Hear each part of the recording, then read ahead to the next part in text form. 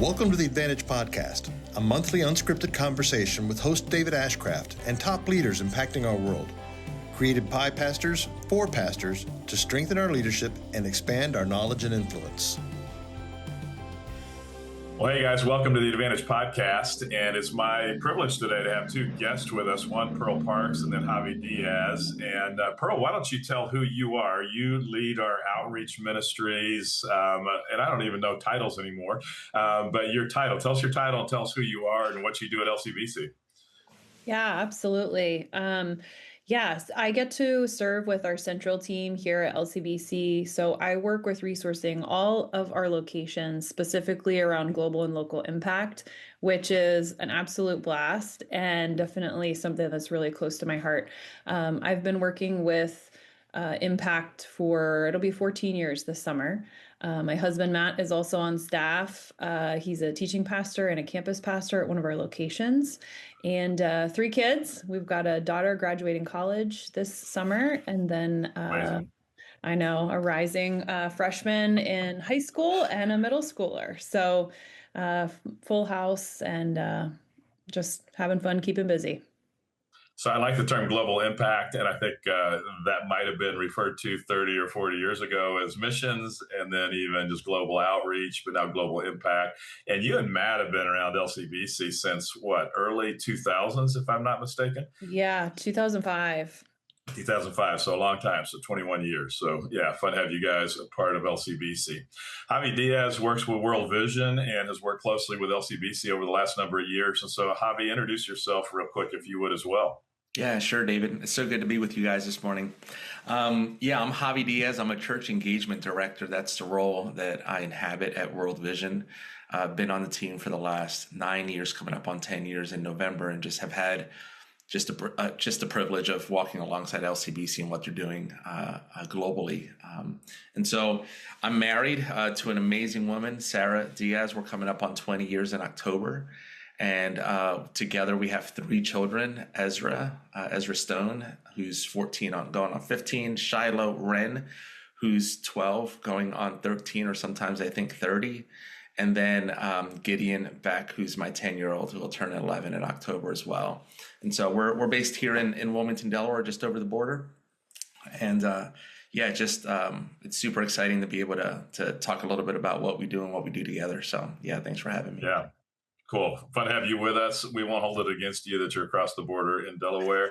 I think you still might have some things that could be helpful for Pennsylvania pastors as well. And we have a great relationship at LCBC with World Vision, and we'll maybe describe that a little bit later. But really wanted to talk to you about, as Pearl talked about, global impact, just give you a little sense of where we've come from at LCBC, how we view global ministries, as I mentioned, missions or global outreach, now global impact, and our thoughts and philosophy with that, and maybe how it might help you and your churches as well. So, Pearl, let me start with you, and let's just talk a little bit about history. You said you've been doing this for 9 years now. And so do you even remember back, and I know you and I had lots of conversations 9 years ago about what our whole international efforts will look like, but do you remember back to early days of LCBC and how we even got to where we are today? Yeah. So when I came on staff initially at LCBC in 2005, really you had just started partnering with World Vision, I think maybe 2 years before that, if I remember correctly, and engaging specifically in sponsoring children in Kenya. And at the time, the AIDS pandemic was a huge global issue, and something that churches were maybe not engaging with as much as maybe we should have, of being willing to step into some vulnerable spaces and just make the love of Jesus easy to see there. And just so grateful for your leadership and your vision you had to take us into that space. I think, what we saw coming out of that was not only an opportunity to engage in a space that was overlooked and under-resourced, but also an opportunity to really engage our people at a grassroots level. I think there was a lot of people at that point that maybe wouldn't think of themselves as being interested in quote unquote missions. But when you talk about the opportunity to come alongside a child somewhere in the world and sponsor them, develop a relationship with them, and through the donations that you're making to a partner organization like World Vision, not only helping that child, but helping elevate their family and their community out of, deep poverty, both spiritual and physical. And I think that people just could wrap their brains around, okay, I can sponsor a child. And through that, it became this doorway for people to engage in global missions who maybe never would have done that before. And I think that that's the fruit that was really exciting of, we went from those couple people on the missions committee who were invested and cared about what God was doing in the world, but maybe not a lot of awareness outside of that to, like half of our people now being engaged in sponsoring children around the world. Yeah, so I think that's real cool. So let's even go back and just talk about, and I know Pearl and Javi, you guys both have church backgrounds. So when I was growing up, missions was in the way the church in Dallas that I was a part of, we would sponsor, I think we didn't sponsor, we had about 50 missionaries that we counted as our missionaries around the world. We had a hallway, a real long hallway, and we had a picture that was probably very dated of each of those couples or families from the last time they were in the United States before they went out to the mission field. We probably sponsored them for about $150 a month. So it wasn't a heavy responsibility or an injection into their finances. And we didn't know a whole lot about them. I mean, they would come through every 4 or 5 years and you'd kind of think, who are they and what are they doing and why are we even supporting them? I know for me, early staff member at our church in Dallas, one of my responsibilities was the missions conference. And so we would every year bring in 2 or 3 missionaries, 4 or 5 missionaries from around the world. I remember it as a kid. I loved this. We would always have, the first Sunday that the missions conference started, we would carry in flags, or kids would carry in flags from all the different countries, and would put them all around the auditorium. And it was just a very pomp and circumstance thing. But we really, outside of that, there wasn't a whole lot of interaction. And I don't know what y'all's experiences were growing up as kids. That's my memory of missions from a kid standpoint. Yeah. I grew up in a Pentecostal tradition, David. Don't hold that against me either. And so, like in our tradition, most of the flags were from Latin America and the Caribbean. There are very few flags from other nations from around the world that I could probably recognize or point out. Our global efforts were kind of restricted to pastors from denominations being sent to other countries to lift up new congregations in other contexts, some of which were different and new for the denomination as a whole. So a lot of our global missional efforts were tied directly to a denominational effort that was being sent, right? And so whether they were missionaries or pastors in churches, and then a tithe of a tithe was taken, right, out of the church that was given to the denomination that supported the work of missionaries. And so it was pretty similar to the way that you came up in Dallas. Yeah. Yeah, what's interesting is we felt like we were a missions-focused church, and we prided ourselves on that. And yet the reality, Pearl, you mentioned now what happens is so many people are engaged in what we're doing globally. But I would say back in Dallas, most of us weren't. And like I said, every time one of those missionary families would come home off the field, then we would think, who are these people and why are we even supporting them? And we don't know them. And so it's just always this tension. And so when I came to LCBC, we had already, the church was about 3.5 years old. There were already about 3 or 4 families that we supported as a church, just out of a sense of we ought to be doing something missionally. And we quickly kind of weaned ourselves from those 4 or 5 missionaries and said, maybe we need a different approach. And honestly, for the first 10 years at LCBC, we were so focused on just trying to get LCBC going, figure out what direction we're in, that we weren't doing a whole lot. And it was back probably, Pearl, I think around 2001 or 2 when Rich Stearns, he was leading World Vision, and he came through town and talked about the AIDS epidemic. And And we decided to partner with World Vision at that point in a specific community in Kenya. And I've told this story before, but as we were preparing for our weekend of sponsorships, and that was the old way where you'd go out and there'd be pictures of kids in packets, and you could pick what kid you wanted to sponsor. I remember Ruth and I, Saturday before Sunday, we're walking around and looking at all those packets, and I noticed on all the packets, Ken, the name Ken, Ken. And after about 7 or 8 packets that said Ken, I said to Ruth, I knew this was a scam. All these kids, there's no way they're all named Ken.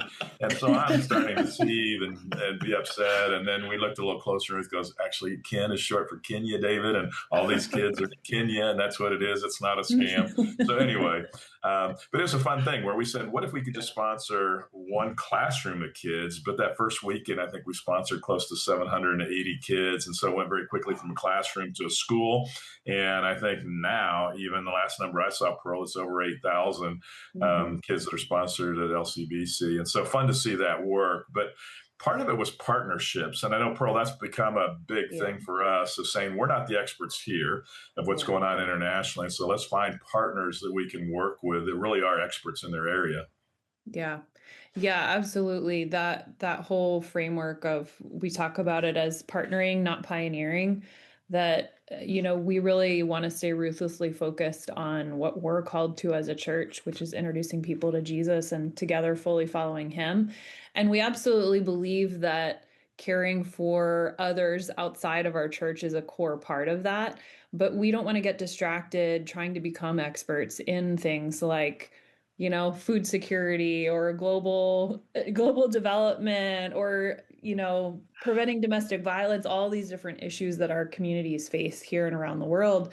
But there are fantastic organizations like World Vision that are not only deeply passionate, but also deeply knowledgeable about how to address and provide effective solutions to these problems in the name of Jesus. And so our goal is to really link arms with them, providing people and resources to help them go further faster and really partner that way that it's a win-win on both sides. Well, and you mentioned expertise. So reasons to partner. Let's maybe talk a little bit about that. And Javi, I'll ask you to take off your World Vision hat and just talk as somebody that understands global impact. But one of them is expertise. And so we definitely acknowledge we don't know what's going on internationally. We don't know what communities need.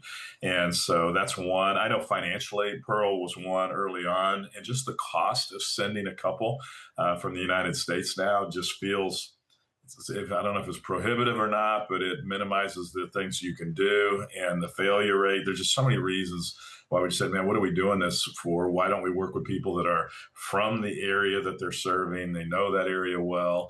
And so I would say finances was a good reason for us. Expertise was another good reason. Javi, can you think of other reasons why there's benefits to working with people that already have boots on the ground in the communities around the world? Yeah, absolutely. I mean, the reality is that each of us, if I were to ask, you as a pastor in central Pennsylvania, what are the needs of that community, you'd probably have a hit list of things that need to be addressed in order for that community to live into the fullness that God desires for them, right? And so you would go to the local leaders of that community. You go to your police department, you go to your fire department, you go to elected officials, you go to your school boards, right? And you would talk to people that have in-depth knowledge about the needs and the opportunities that can be met through a partnership with your church. And so I think whether it's World Vision or any other global NGO, there's power in having local individuals that are in positions of authority and influence that can speak to the issues that community is facing. And so, where we come alongside as a partner is to have that boots on the ground experience, to be able to say, these are the things that we've seen both from a grassroots level, but also from the upper echelons of a government, that say, these are the things that are wrong and that you can help us impact, not in a way that we remove dignity or authority from that community, but in ways that really is a coming alongside of communities that say, hey, if we did these 3 to 5 things, we think we'd see radical change, right? And so I think that's true for, the 20 plus so expressions of LCBC too, right? Like There are certain things about every campus that are in alignment with kind of the overarching strategy and vision of LCBC as a global church, as a local church. But then there are very like specific like particulars of that campus or that location that are just nuance for those people, for that group of sheep. Yeah. So Pearl, let's lean into that a little bit because you also mentioned earlier. So it's finances, it's expertise, reasons to partner with other organizations. One, we've just seen engagement on our people's part. And so it's gone from, at least my experience, going to a missions conference once a year where you enjoy the pomp and circumstance of the flags, to now people feeling very engaged in a community somewhere around the world. And it's fascinating to me how seriously people take it. And some people take it at different levels than others, but they take it very seriously. And so that level of engagement has been huge. And what kind of things do you see, Pearl, from an engagement standpoint with our people as we partner around the world?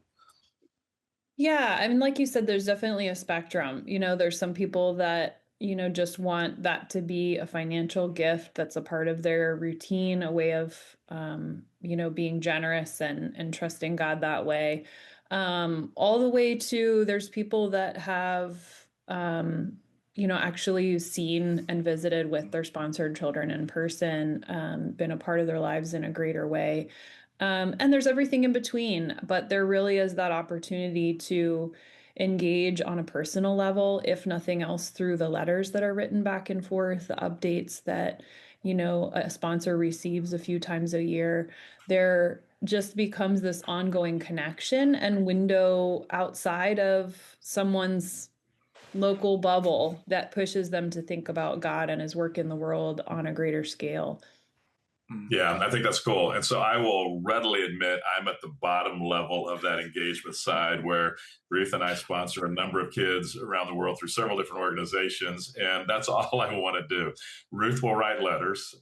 We've had opportunity through mission trips to meet our kids.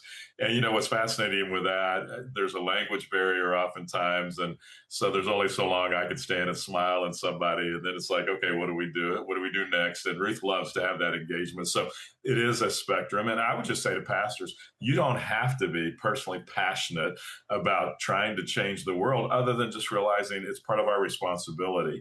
Yeah. And even at LCBC, as we were focused very much in Lancaster and saying, how do we change first Manheim, Lancaster County?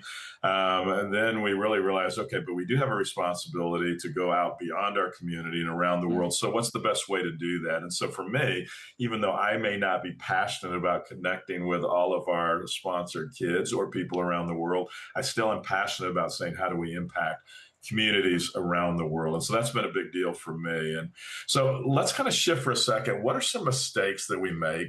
So we partner with, and early on, we partnered with a number of organizations. But as we partnered, I would say, Pearl, so I'll talk about myself, and you can add to, because you've traveled extensively now over the last 9 years. But I think there's a mistake that as Americans we make, where my first trip to Kenya was, oh, okay, here's 10 of us going over to Kenya to save our little community in Kenya because the Americans are coming and we know scripture and we know the way to raise a community and make it profitable. And so I went with the mindset of, I probably didn't think this, but probably it's deep in there. Aren't they lucky that we're coming to kind of change their community? And after being there for a while, and after several trips, realized, oh man, they're doing a lot of things right, and their circumstances are very different than ours. And yet I can learn from them. And it's not me coming in as a savior, but it truly is a partnership. And so what are some of the mistakes that we make that way? And Javi, feel free to jump in too. But Pearl, what are mistakes you've seen people make, mindsets or churches make going into those kind of situations? Yeah, I mean, for sure. I think that's one that you already mentioned, just thinking that, we have the solutions and we are taking God to somewhere else. The reality is God is already there. God's spirit is already actively at work. We're just partnering with what he's doing and partnering with, our brothers and sisters to bring that to bear in the world. So, I think that's a huge one, is just recognizing that humility of, we don't necessarily have the answers, and we don't have exclusive access to God's work in the world. He's Yeah. far beyond what we're doing. We just get to join him. So I think that's one um, that I always come back to with people, just reminding them like how important that is to recognize yourself in the right place. I think that one of the other things that's easy to fall into is kind of just putting band-aids on problems rather than addressing underlying root causes and systems. So, it's always the easiest and feels the best to quickly remedy a surfacing problem that you see. Like maybe someone is starving, so you want to give them food, and that feels really good in the moment. It feels very tangible and immediate. But the reality is there is a whole story behind why that person doesn't have food in the first place. And so that's part of what we love about working with partners like World Vision, is that they are not only addressing those immediate needs, but also working on that larger scale to get at the roots of spiritual and physical poverty so that they can really elevate the community long term. Javi, I don't know if there's anything you would add to that or. I mean, I think you said it perfectly well. I think the speed at which we try to do things often is our biggest enemy. The reality of cyclical poverty is that it's been there not just for a generation, but multiple generations, sometimes 2, 3, 4, 5 generations. And so dismantling that cyclical nature of poverty doesn't happen overnight. It's like I'm a little heavier today than I want to be. And thinking that I'm going to lose the 30 pounds that I want to lose when it took me a couple of years to get here is not realistic, right? It takes time to kind of dismantle the patterns that brought us to the day we are in today. And so I think that's certainly true. And then I think the other side of that is that sometimes the world's problems seem so big, right? They seem so insurmountable that we don't know how to take our first step. Sometimes the pace of trying to resolve something really fast is really easy for us to do. But I think the other side of it is also true. Sometimes the world's problems seem so big that we don't know how to take our first step in entering the brokenness of the world. So that's a little bit of what I see too.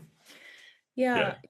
And I realized, listening to you talk, a lot of that's kind of at a very philosophical level. I think one of the mistakes too that I see us making on a really pragmatic level is maybe to your point, Javi, you're kind of overwhelmed by the need. And so you think like, okay, we'll do a little bit of everything. And I think as a church, that can be one of the greatest dangers, is doing a lot, but not really accomplishing very much because you're spread so thin and the vision is muddy. And so people are less likely to take action because the step that you're calling them to is so diluted that it's not clear. And so just not having a sense of focus on here's what we are called to, here's what we're calling you as the church to step up and engage in, and just being willing to say no so that you can give a good yes to the right thing. Yeah. So that's a big deal, Pearl, in thinking that way. And so several things that we've had to say no to over the years. One would be we have chosen, and I'm not trying not to disparage the traditional missions model of churches. I think there probably is a place for some churches to still be engaged in that. That may be your pattern and what you're using in your church. For us, we chose to go away from that, again, because of lack of expertise in different areas, because of financial reasons. There is a sense sometimes, Pearl, of, man, let's do quick fixes. And so you mentioned giving food out to somebody that's hungry. And there are times when food needs to be given to those that are hungry, and medical care and things like that. But the kind of things that we have watched even ourselves be tempted to do is, they need water in Africa, so let's send a truck over and we'll just go around and we'll drill wells everywhere, and somehow we're solving people's waters issue. What we've realized working through our partners is, unless you work with the community, unless there is buy-in and you work through the cyclical things that have happened or the systemic things that have happened that led to that shortage of water, then those wells are going to sit and they're going to be empty. Or we think, let's send clothes over. And so whenever people travel, they'll say, I always leave all my clothes behind and I bring back an empty suitcase. And that always sounds so good and so wonderful.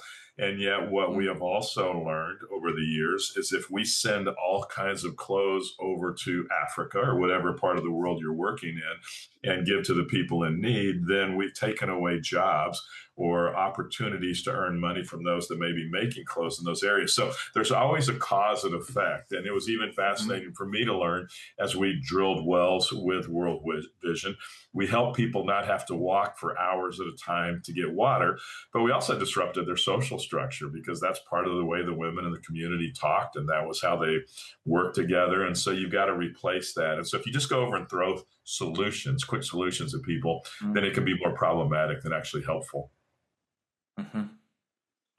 I will also say, so maybe let's shift a little bit here. And, as we began working with partners, Pearl, around the world, we started out working with World Vision. I would say a couple things where there is power in working with a partner.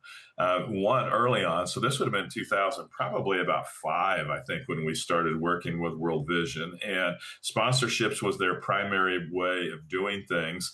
And initially it was, we'll just sponsor kids scattered around the world. And what we found is there's power in having one community. So then we as a church, or now as our locations around Pennsylvania, we're able to say, you sponsor one specific community. So you can watch and see that community change. And Pearl, talk a little bit about the power of just everybody being able to zero in on one community. Yeah, I mean, I think it just goes back to what I was saying earlier about a sense of focus. There's something about focus that is very galvanizing for people. When there's not a sense of focus, when it's like a general need, a general response, people just don't feel compelled to respond. But when there is this very specific need and this very specific call to action, that galvanizes people. For whatever reason, there's something about human nature that just wants to step up and respond to that. And so that sense of focus, not just in saying we are choosing to do sponsorship, but we're also focusing that sponsorship into a specific region somewhere in the world.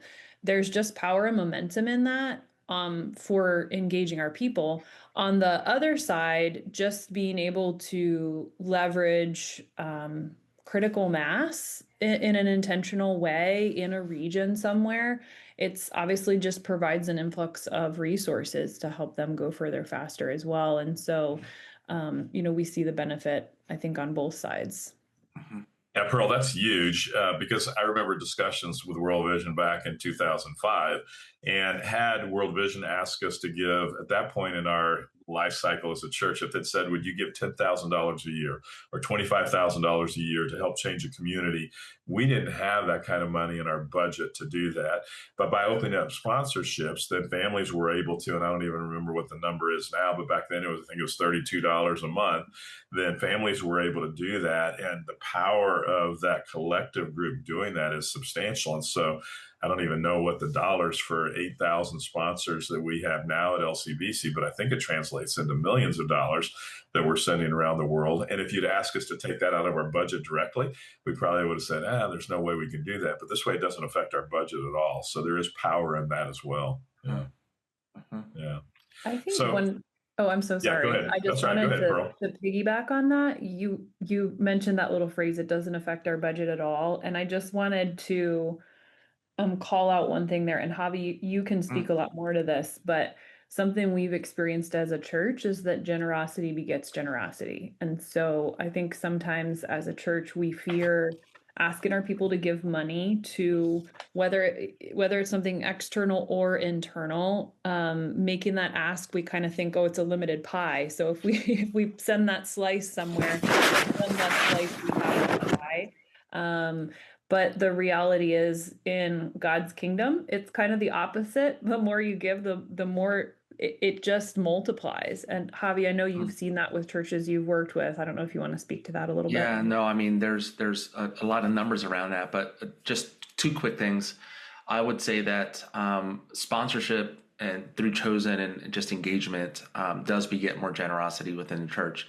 But I'll also say that LCBC integrates generous movements, not just on a weekend, but throughout their discipleship journey, right? There's talks about how is it that we fully follow Jesus together, and generosity is a part of that. So I think there's a culture of that chosen and sponsorship is a part of on a given weekend.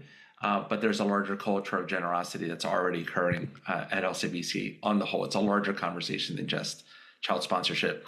Number two, I would say for churches that, what we've seen, churches that are participating with World Vision across sponsorship programs and through Chosen is we've actually seen that 95% of participants say that one, sponsorship hasn't limited their giving to their local church. In fact, 27, almost 30% of those say that their giving to their local church has actually increased after participating in Chosen. So you're right, generosity does beget generosity. And once we see a need, like Jason was talking about a couple weekends ago, and once we see a need, we want to meet a need.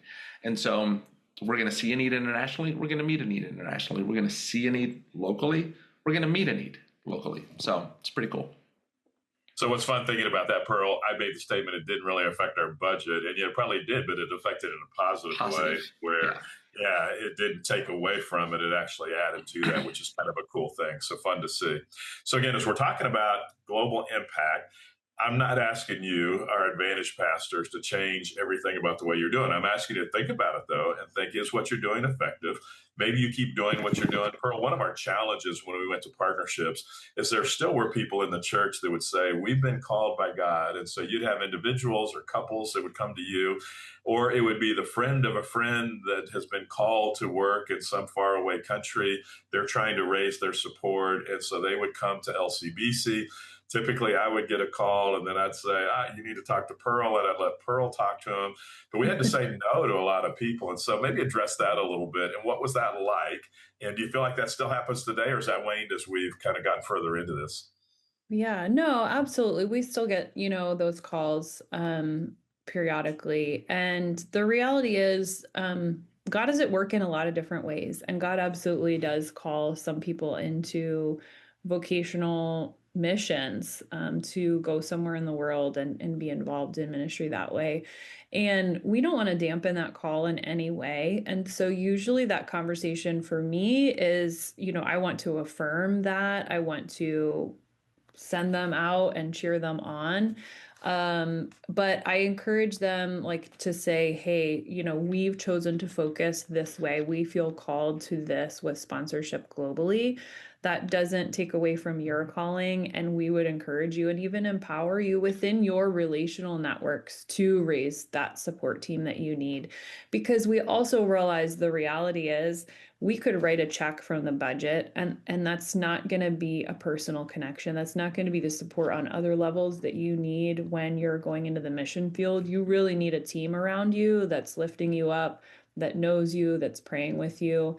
And that's going to better come from your relational community within LCBC. And so we say, hey, even though we're not going to commit to giving you a check on a monthly basis or a yearly basis, build those networks from your relationships and have those people that are going to come around you probably far better than we could at an organizational level. Pearl, that's a wonderful way to say that. And it's so much better than what I would have probably said and probably said it in the early days. But I mean, bottom line, it's saying that's wonderful that God's called you to country XYZ.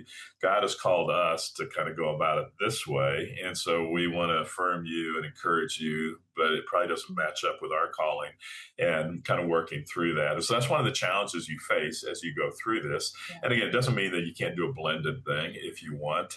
We have chosen to pretty much sever all those old relationships, I think. Do we have any that we've still hung on to, Pearl, or have we pretty much gone straight partnerships? Yeah, we definitely don't add new ones anymore. There are a few legacy partners that we wanted to honor by just continuing to be faithful in their service until they are retiring out of that. But it's definitely which I think not is a new great. thing adding. Yeah, I think that's great. One of the things I say all the time, no absolutes. And so you can kind of have this is the way we typically operate, but no absolutes. And so it's okay to, and I like the term legacy partners that we're going to continue on with. I will say too, choosing who you partner with is a real big deal. And so we have done that over the years at LCBC. Early on, we first started our first community in Kenya with World Vision. And then we decided, we've got to have parity here. And so let's work with a variety of different organizations. And so there are probably probably at one time, Pearl, were what, 5 or 6 maybe, different organizations that we were working with. And then over the years, as we've done that, we've really come back, and I don't think we're exclusively World Vision now, but I think we are primarily working with World Vision. And so, Pearl, what are some of the reasons why we kind of transitioned or migrated back to World Vision? So this will be a little bit and feel like a commercial for a World Vision, but we really, really believe in the work of World Vision. We love their partnership. And so tell us some reasons why, Pearl, that we kind of navigated back to that. Yeah. I mean, I think a couple things. One is that we just realized, same as deciding what your focus is on what you're calling people to, we realized our focus was just getting too broad with adding more and more partners, even if it was just through sponsorship. And so realizing kind of for sustainability's sake that we needed to get a little more focused. And so at that point, we were able to say, okay, we've experienced what it's like to work with a few different partners, and just where do we feel the most alignment? And World Vision just really clearly was one of those partners that we share so much vision with about how they view the communities where they're working, how they try to come alongside them, how they want to engage our people in a discipleship journey. So it really was just alignment in a lot of different ways. And we realize not everybody's called to the same thing, but of course, I'm a little biased. I think World Vision is doing incredible work around the world, and really, truly is not only is the largest non-government organization that's working around the world, but also doing it incredibly well, very thoughtfully. Yeah. They truly are the experts in what they do, and also deeply passionate about the call of God. And so we're really grateful to partner with them.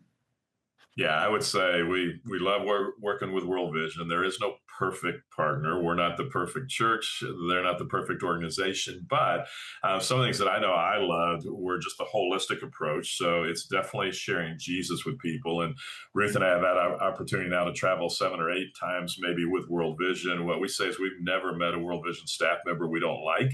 And they just kind of ooze Jesus. And so it's not that they're standing on street corners preaching Jesus, but as they work and help in the community, they just ooze Jesus, and Jesus is present and being talked about throughout the day.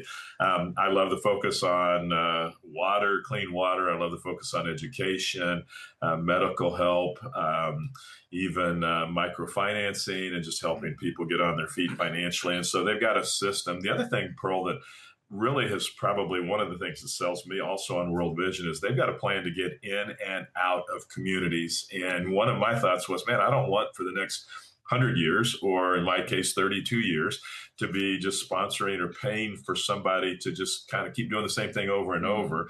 But I love the idea of just that self-sustaining, helping communities become self-sustaining, where they can grow and take care of themselves and then move on. And so we've had the privilege with World Vision now moving on to some 3 or 4 communities from one of our campuses, our original location. And that's been fun to see. So love what World Vision is doing. Yeah. I mean, just 1 minute, maybe we're coming up to the end here, but what you love about World Vision. I'm not going to ask you to sell World Vision, but what is it that because you have opportunities to work other places. And so why do you love World Vision? What is it that sells you on World Vision? Well, every day, David, I thank you for all of those gracious words. We absolutely love working with LCBC. There's not another LCBC out there. And so we're just grateful for the way you all show up, and to steal a phrase, make the love of Jesus easy to see. And so, we get to do some really special things together. And I think regardless of whether you're a church of 24,000 or you're a church of 500 to 1,500, every church is called into God's global world, God's global mission to see it and to do something about it. And so one of the things that I love about World Vision is that it really brings, James talks about our faith actually being a living faith, that love actually does something, to borrow from Bob Goff, right? Love does. And so I love that I get to come alongside pastors in their churches and bear witness to the love of Jesus, both to them as individuals, but also to entire congregations that oftentimes don't have a whole lot of opportunities to do something together, right? As an entire community. So bearing witness to the love of Jesus. Number two, I love it when churches flourish. My dad was a pastor for 24 years, and our church, saw somewhere in the neighborhood of 200 to 300 people, on the weekend at our tipping point. But the reality is that every single one of us came into a knowledge of Jesus because someone invited us and showed us how to follow him. And so we want to be able to see churches flourish. And we think that partnership with World Vision and organizations like us really do help churches flourish. And then at the end of the day, brother, like what gets me most excited about showing up to work is that I feel like I'm having an impact in the world where we get to end extreme poverty, not just alone, but we get to do it. We get to do it together. And so, bearing witness to the love of Jesus, helping churches flourish, and seeing children rise and stay out of poverty for the long haul. That's a pretty good day's work. Yeah, very cool. So I would just say, bottom line, we deeply believe in saying, how can we impact the world? And so very much involved that way. If in the conversation today, as you've heard us talk about what we're doing at LCBC, along with our friends at World Vision, if you'd say, man, I'd love to hear more, or I'd love to just understand more what we're trying to do, then I'd love to invite you to one of our upcoming Advantage workshops. And so we do one-day workshops at the Advantage offices. And what we plan to do on this one is go deeper in the conversation we've had today, talk about strategy, but talk about practically, spiritually, how does all this play out so that you can lead your church into just a real meaningful global impact. And so don't stop here, but it's actually Tuesday, August the 18th, and we'll be sending out information. If we haven't yet, we'll send it out after this to the Advantage workshop on global outreach or global impact, and then you can register through the Advantage website. Love to have you join us, though. And Pearl, you and Javy are going to be, or at least Pearl, I know you are, and I hate to put you on the spot, Javy, but I imagine you're going to be involved in that as well. And so you can take this conversation further with them and just have opportunity to even walk away with a strategy or a way that you may want to implement some of these things, either brand new to your church or how to expand on what you're doing in your church and really make an impact internationally. So, Javy, Pearl, thank you for your input. Thanks for what you guys are doing around the world, and appreciate you very much. Yeah, thanks for having us, David. Yeah, it's our pleasure. Thank you for listening to the Advantage Podcast with David Ashcraft and for participating in our goal to strengthen and encourage pastors and their churches so more people are introduced to Jesus across Pennsylvania. If you found this helpful, feel free to pass it along. To find out more about the work of The Advantage, visit our website at theadvantage.org.